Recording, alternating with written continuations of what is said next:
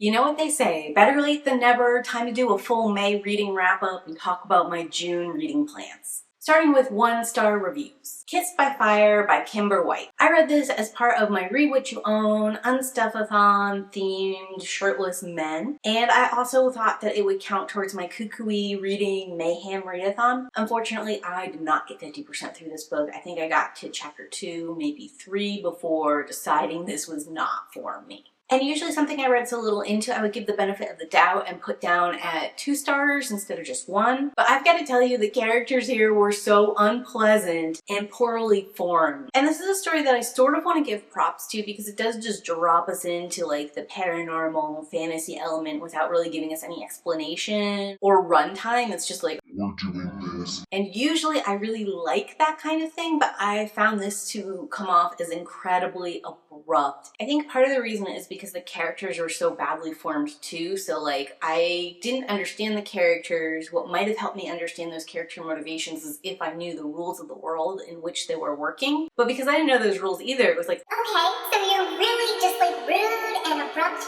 jerks all the time. Is it because you need to hide something from the rest of the world? Or is this just who you are? We probably could have like folded it into like the characters' gestures or actions so that it wouldn't really be entirely exposition and just be like a line here or there sort of stating motivation that helps us sort of grasp onto the world too. But because the story somehow told me nothing and still had a ton of repetition, because I didn't know these characters at all except that they were mean and aggressive and demanding, I just found the writing style, the characters so incredibly unpleasant that I've actually put Kimber White on like my list of authors I won't be reading another book from. And because of that alone, I figured it was worth the 1 star. Moving us into 2-star reviews. The Long Road Home by Kristen Harmel. This is part of the Good Intentions series, and I have a dedicated video review that's much longer, including this book you can check out over here or over here. I don't know which side it's on. But obviously I didn't like this book. It had a lot working against it from the start because it's set in a World War II setting directly after the war, and I don't want to read anything World War II themed ever again in my life, especially if it's fictional. Just from jump, I resented this book for its setting. I thought it was sort of manipulative in how it was trying to like force us to feel certain kinds of emotions, like a sense of extremity and like really pushing boundaries. And then on top of that, I just didn't find it very realistic as far as like the Deus Ex Machina of it all and the ending, which I won't give away. I think if it had been a little bit longer and had been given a little bit more time to breathe, some of what this author was trying to do could have been pulled off successfully and felt less manipulative or less like just like a random snap decision or like a kumbaya kind of moment sometimes. But because we didn't have that time, that building, the appropriate groundwork set, a lot of it felt very self-centered from like the narrator's point of view. From the author's point of view, it felt kind of like manipulative and like forced emotive for emotive's sake. I felt like the feel-good wrap-up at the end was totally unearned, did not go through the journey we needed to get that. And there were a couple of things where like I would have rather stayed over here with this person, or I would have rather followed this journey over here, and instead I'm stuck with this character, which is never just a good sign in general. Moving us into Days Before Us by Sedjal,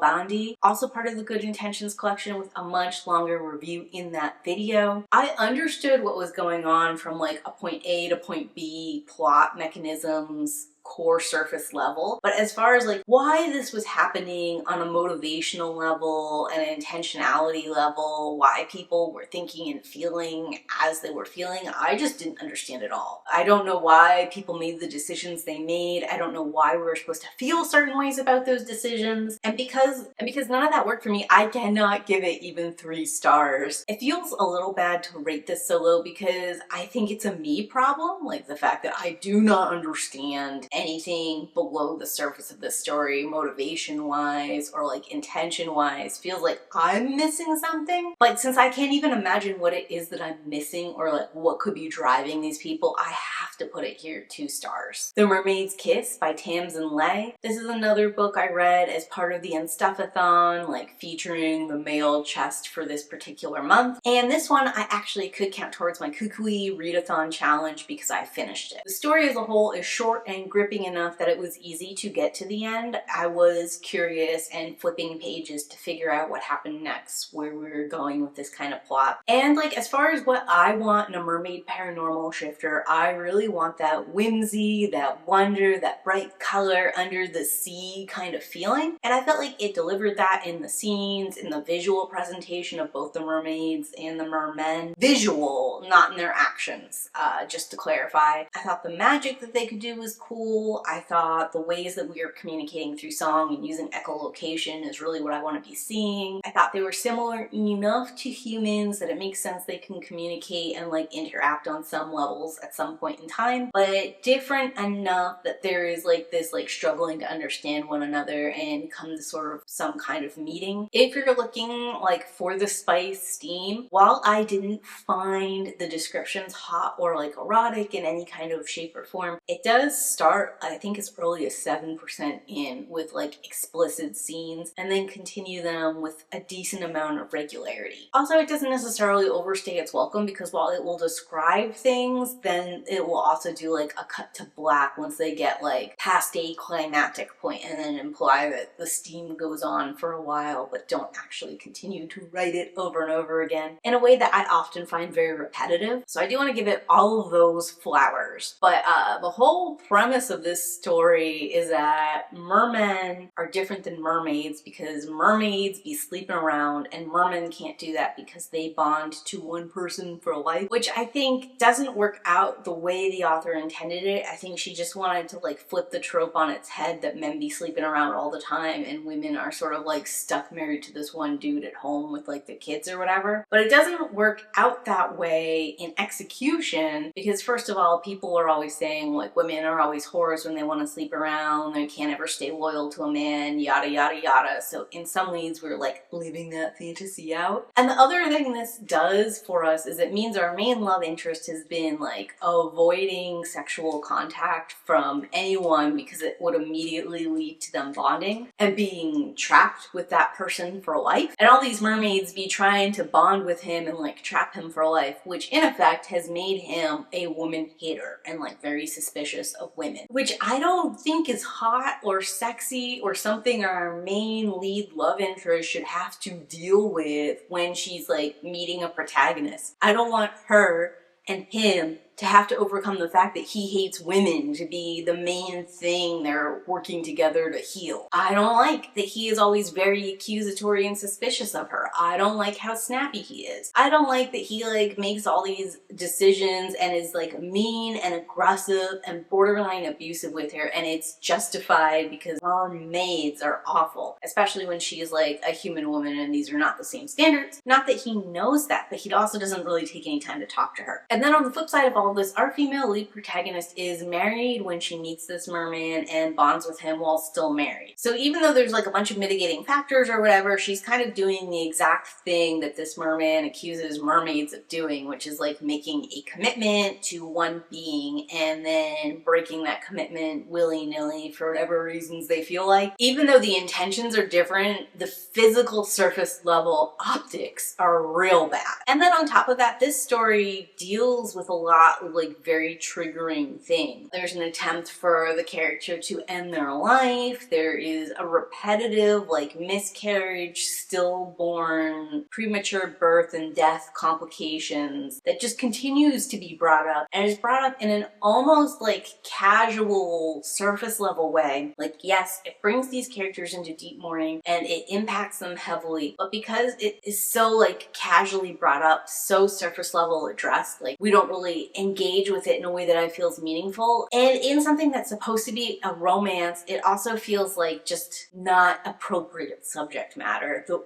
amount of it that's in here and the casualness and the way it sort of like only vaguely relates directly to the storyline we're telling. And as you might be able to tell, there is a lot I want to talk about in this story, and I want to talk about it in a lot more detail, so there probably will be its own rant review coming out about this book. But basically all of these troubling problematic tropes are why it's here at 2 stars. I do think Tamsin is a pretty decent author in and of herself, and I would be curious to read other things of hers to see if these are like problematic tropes and conflict she brings up all the time, or if it's specific to this one story. It was cool to get a merman instead of a mermaid. I always like when we flip the paranormal creature to their opposite gender and sort of see what's going on there. But at the end of the day, this does not work. Rolling me into 3-star reviews. Mean-Spirited by Nick Roberts. If we're going purely off of like or dislike, this is probably a 2-star read as well. I put it here in 3 stars because it's pretty generic and it's fine enough. I read it as part of the KuKi readathon because it had been on my Kindle Unlimited for I don't know how long, and I'm glad I did read it and was able to like peel it off the Kindle. I think I could have been more forgiving of this story if it hadn't consistently set itself up for failure. Like, for example, they have an epigraph at the beginning of the story to sort of like set the tone, and that's from H.P. Lovecraft. There are multiple references to Edgar Allan Poe. The story is like, think of things that Lovecraft, think of how Edgar Allan Poe does things. This story is on that level. And let me tell you, the story is nowhere fucking near that level. So you're just reminding me of other things I could be reading that execute at a significantly higher, preferable level. And I mean that from a language perspective, from an overall plot perspective, from a narrative perspective, from a character, story, world building perspective. I do not think I'd have got as far as I got into this story, which was about 75% in, except they did a good enough job with the supernatural mystery box that I wanted to know what that was, how it came into existence, all that good origin lore, possible ways to defeat it. Unfortunately, the mystery box is incredibly ridiculous. I will not reveal, but I was laughing when we were talking about like its origins and what it was, how it came into being. I don't think it was supposed to be funny, but it was hilarious, and a lot of the tense scenes were pretty funny even leading up to this point. It has a little bit of that like Jeff Strand humor comedy feel, except when Jeff Strand does it, I feel it's intentional and obvious that he's like, you know, elbowing us and winking and playing to the camera. And when it's done here in Mean-Spirited, I get the impression that it was done unintentional. Credit. I do think that Roberts does a really good job grounding the story in a strong sense of place. This is a real town the story is happening in. It's really set up this way. We mentioned real life places, real like time periods to drive from place to place, very realistic, accurately portrayed scenery. Like, I did feel like we were in a small town together. I did feel like these characters belonged in that town. All of that was done very well with like strong thought and intentionality. I just wish when we had introduced the horror, the supernatural, and the lore part, we had even like a fifth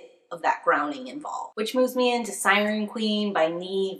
I feel terrible throwing this in 3 stars next to Mean-Spirited, FYI, because as far as like writing, execution, themes, and subject matter, this is so much better than that book. But if we're talking about like my enjoyment of it, I just thought that this was like mid. It really didn't move me or do what I was expecting it to do. And to be fair, I had really high expectations because I have read Nghi before. What the Dead Know by Nghi. I loved this story. It utilizes some traditional elements of the 1920s spiritualism movement. It weaves the fantasy together with a mystery horror element. So I just thought in something longer I would get so much more enjoyment out of it. There'd be more exploration, more intrigue. But I think in this case, the way that this story just dumps you into the world, and it has such flowery, expressive prose that you don't know if she means literally or if she's being figurative for a long time, which means that I didn't always know what the stakes were. Like, is this thing she's doing dangerous, or is this thing she's doing just normal, fine, like actually a kindness if this person is doing the transaction this way? And like, by the time you figure out the stakes and stuff, a lot of those moments have passed. And then on top of that, I feel like this character does a lot of things that you realize retroactively were very risky, and like suffers from that like never punished sort of vibe. I mean, she goes through a ringer. A lot of things happen to her that are not so great. She's in a lot of difficult circumstances where there are stakes. I don't want to pretend that it's not happening in this novel, but she also like sort of makes repetitive deals with the devil that always work out in her favor. The rules of what she would have had to pay, she doesn't have to pay at all because of how this story ends up. And I'm not gonna spoil that part. But when you're risking so much for something that's still like just a small percentage of a chance for happening, and that percentage of a chance might not even necessarily mitigate the effects of whatever you're risking, it just doesn't feel great that you're never punished for making those calls. Again, the writing here is excellent. The character work is really good. There are definitely moments in this story that I love it and think it's doing a lot of fun, interesting things. I think this is a 3-star read in the same way that I 3-starred Hungerstone. Both of them are executing at a really high level and doing really complex, interesting, engaging literary things. It just wasn't necessarily to my taste. And the other thing Siren Queen taught me about my own writing taste is I really and truly hate memoir. I've been avoiding it in the non-fictional genre. I recognize that I read a fictional memoir in When Women Were Dragons earlier this year and loved it. I think it was helped a lot by its other epistolary style kinds of elements, and in fact, things about it that were memoir-esque were really annoying. Here in Siren Queen, we don't have the buffer of other epistolary elements, and it very much feels very memoir. I think it's because I feel like the character is fictionalizing their own life, making some things like way more dramatic than they really were, or like telling stories out of school about other people where we're not really getting a full both sides of the story kind of vibe, and where some of my ability to discern what's going on, how truthful people are, or where the truth lies between his side and her side has been like intentionally robbed from me because of the way this story is framed. And it makes me like less sympathetic towards this character because they're able to portray this any way they want and we're not fact-checking them in any way, shape, or form. It makes me feel like the story is lesser too because we're not doing that fact-checking. We're not really grounding and establishing it in a meaningful kind of way. And I don't know why this is something I feel in memoir, but I don't feel in first-person narratives, but I do, and it really tears down a lot of like my goodwill and overall star rating, as you can see in this work. Rolling us into 4-star reviews. The Invisible Life of Addie LaRue by V.E. Schwab. Honestly, I never thought I was gonna read a V.E. Schwab book ever because her reviews are so mixed here on BookTube, and the books are so freaking long. Like, I don't want to risk it. But I ended up buddy reading it with a real life person, and they don't usually read fantasy books, so I really wanted to read it along with them and hear what they had to say about a fantasy story, you know, for one. For me personally, I learned that V.E. Schwab is a skilled writer. I think she has a way with words. I think she has a great range, which is why she can tell so many stories about Addie in different time periods and they can work. I think the way she characterized New York City was great. I really loved Henry too. I was a big fan. While I was reading this book, I did really feel the length of it. Like, it felt so flippin' long, which is not a thing you want to feel in a fantasy novel. On top of that, I felt like V.E. Schwab was really trying to steer, manipulate, push the reader into viewing things in a certain specific way. Like moralizing, this is right, that's wrong, this you can only interpret this one way, and any other interpretation you might have is just not the correct one. Which I resent on its face to start, but in particular, I don't agree with V.E. Schwab's read on what's going on. I think she's wrong.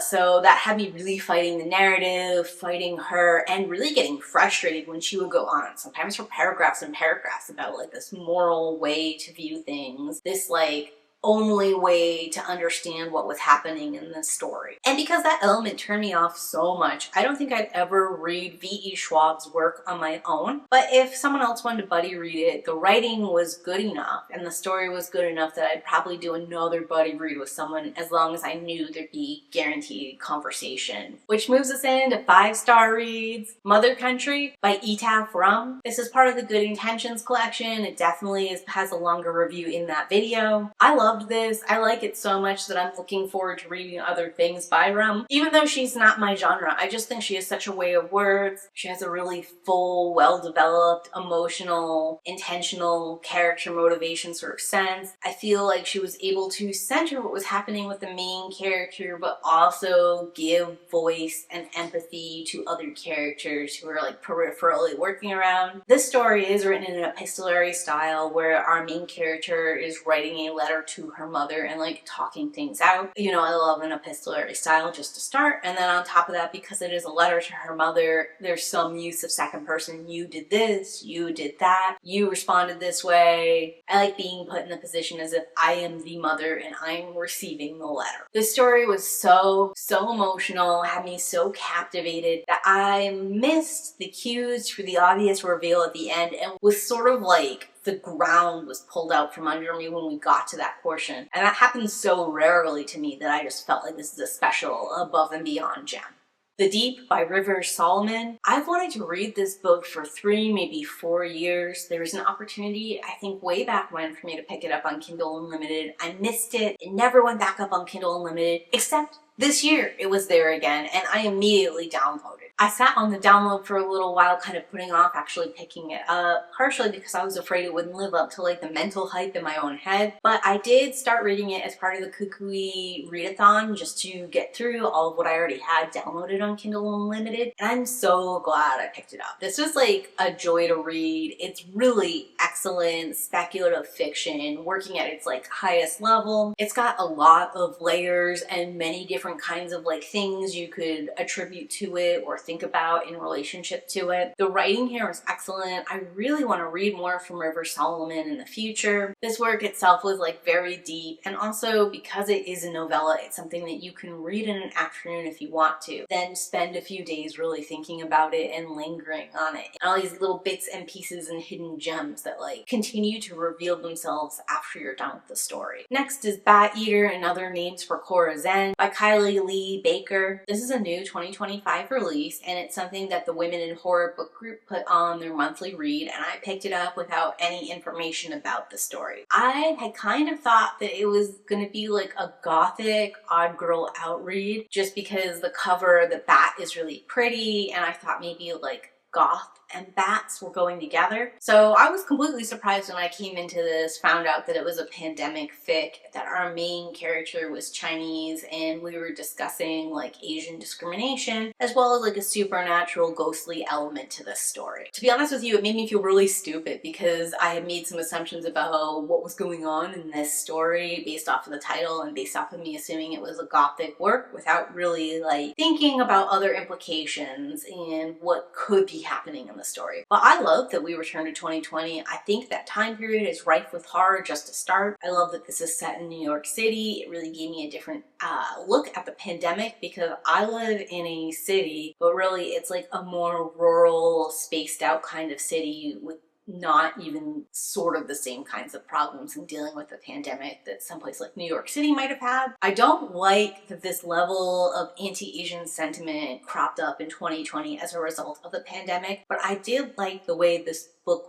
forced me to look at it. Because like everyone else, I was paying attention to the news. I was aware this was an issue, but I didn't really feel it or understand it in the same kind of way that this book sort of like grabbed me and shook me and made me look at it. And for that alone, I am like really happy that I read this book. But it also has like an excellent supernatural element. I think that Kylie Lee Baker is like a beautiful prose, lyrical kind of writer. There were so many like lines here that are quotable and beautiful. So many different like metaphors, comparisons, sort of like visualization of an abstract concept that I really liked. I loved all of the characters here so much. And this reminded me a lot of The Good House in the way that it was just gut-wrenching. Even though I think the scariest thing happens in chapter 1, and I won't give it away because I didn't know it was coming, in a very deep level that I just don't think the rest of the book could touch after that. Even though there is some gut-wrenching and awful and horrible things that happen there, there's a ton of horror elements, both in like the supernatural ghost stuff and in a more grounded racism kind of way too. I don't know, it's a book that I am making a gothic review of because I loved it so much and do want to talk about it in a full spoiler kind of way, but I think you should go in as blind as you can. You know, if you like gothic stuff, if you're ready for a little pandemic horror, if you want to see something that's like steeped in a certain kind of viewpoint point in experience,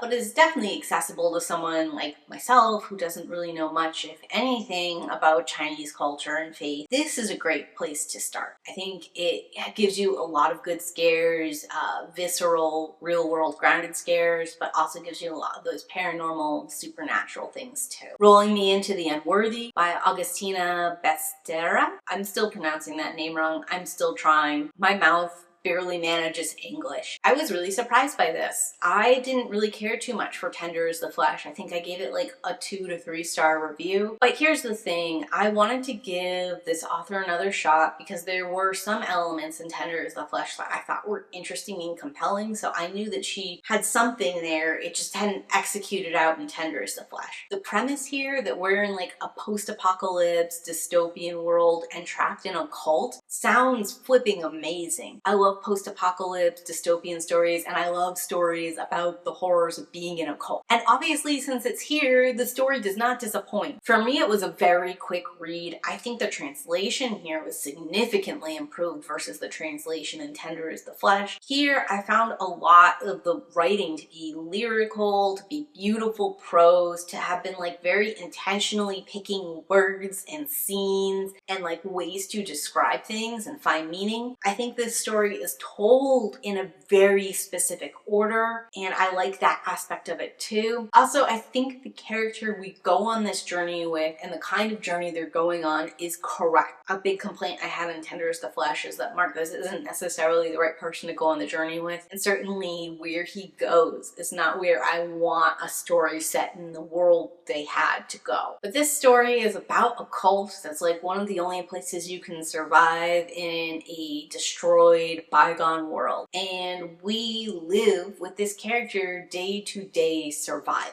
Doesn't really know what she wants to do in the beginning, and then like through this journaling that has a very like reminiscent of the Handmaid's Tale kind of feel to it, she begins to realize she wants to do more than survive. She wants to like maintain who she was before she came here. She wants to remember that person, memorialize them, and also sort of like document her suffering here, what she's been forced to give up, that kind of thing. And it leads to an ending that I won't get into because I don't want to spoil it. I know a lot of people were disappointed because this is like a pretty standard normal cult, but I think they're kind of missing the point. Like, yes, what's going on in the cult is sort of standard if on the more brutal end of cults. But here's the thing, because they're in a dystopian, apocalyptic society, we don't know if this is the only thing there is out there, or if there are better opportunities, or if like what's out in the real world is worse than what's in here. So it's taking that mantra of you could leave at any time and removing it from the equation entirely, which, you know, that's like a flawed argument to tell someone who's in a cult or tell someone who's finally made their way out of a cult anyways. And in fact, as we find out about the surrounding world and what's going on outside, it seems like really there is nothing better, and if you did leave, your whatever would be very unsure from here. Also, there is the question of reality. Is the cult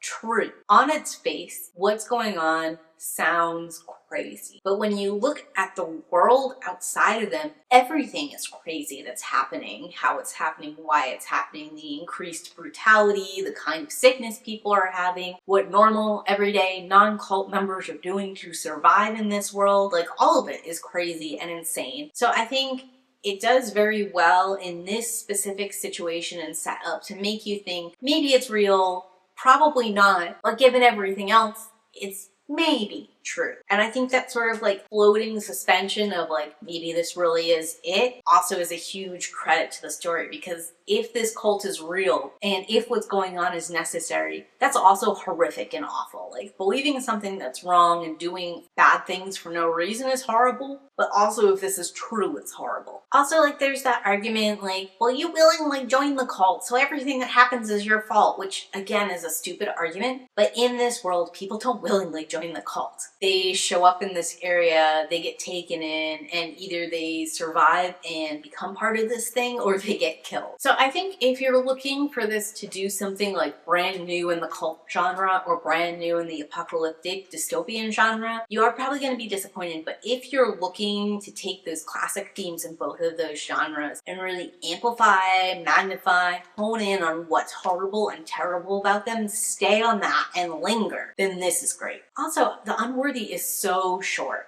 It's so easy to read in a single afternoon. I really love it. I think it's really powerful. I think it's really quick. It's definitely a book I plan to reread this year because it's so easy to read. And I think I'm gonna really like reread it the second time to examine the language and the placement and have like a really good deep dive standalone video. So just concluding my reading for May, I attempted the KuKi readathon, but only 7 of these books counted towards it, and you needed 10 to actually succeed, so I did not complete it technically. As far as this month's Unstuffathon being like the bare man chest, I managed 2 books in that vein, and I started a third, but it was like a couple pages, so you don't see it here on the wrap. I intended to do the Asian readathon, and honestly, even though I think I read 4 or 5 books by Asian authors this month, I didn't read the prompts for the Asian readathon, so I don't know if any of them counted, so I'm not going to technically count that either. Book group wise, I only managed to finish 1 of the books, and that was Bat Eaters and Other Names for Kora Zeng.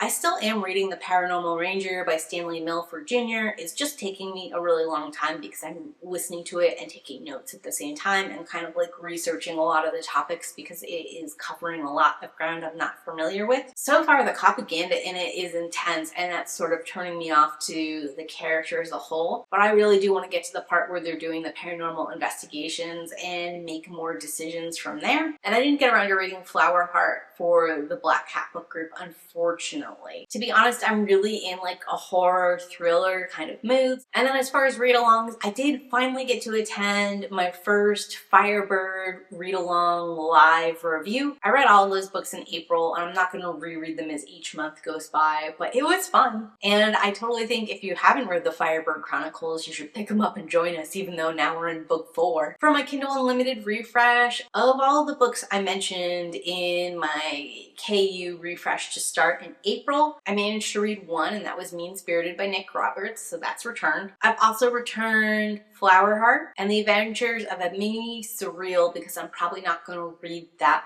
book right now, and also apologies because I butchered that, but I just don't pronounce things well. And I returned 2 of the random pagan books I had because I'm not reading anything in that genre right now, so I don't know why I'm holding on to them and taking up space in my Kindle Unlimited. I still have One Dark Window. I still needed to keep working on like part 2 and 3 of that video, although you can check out part 1 of One Dark Window over here. I'm also keeping This Thing Between Us by Gus Moreno because I do really want to read that still. I'm keeping 2 of the pagan books. I'm keeping A Curse of Fate by Jamin Eve because that's probably going to be a really fun, campy werewolf shifter book. And I liked her other werewolf shifter book. I think it was Rejected. Book 1 and 2 were good there in that series, and book 3 not so much. And also I'm keeping the Spirit, Seers, and Seances book because I would like to read about Victorian supernatural tradition. Meanwhile, in May, I checked out Sociopath, a memoir by Patricia Grange. I know I just spent a long time talking about how I don't like memoir, but where a sociopath perspective is so unique, I'm willing to overlook a genre I'm probably not going to like to at least try a couple pages and see what there is. Empire of Summer Moon by S.C. Gwain. This is a historical book that's supposed to be about the Comanche people. It has overwhelming positive reviews, 5 and 4 stars. But there are 149 one-star reviews that sort of imply the book is racist. They don't imply it, they outright say it. I want to read a little bit of it for myself to see if it is racist or like a biased perspective. If it is, I won't end up finishing it. But if it's not, this is like a history that interests me that I'd like to know a little more about. I also have Dinner with Vampires by Bethany Joy Lenz, and I want to read this one because I'm here for the Scientology tea. Like the fact that she was in a cult, and I'm assuming it was Scientology. I want more. I always love a little bit of tea about real life cults, so here this is. I also picked up American Rapture by C.J. Lead. I've wanted to read this since it came out last year. The fact that it's on Kindle Unlimited is amazing. Same with Cuckoo by Gretchen Fleckner Martin. I've read Manhunt, loved it. The body horror and the level of gruesomeness in this book cannot be understated. In the first 20 pages where Fran gets hurt and she breaks a tooth and they have to fix that. Oh, I'm so sensitive to anything dentistry, tooth related. That was so rough. I read that scene and then I just put the book down for like a good couple hours because I couldn't go any further.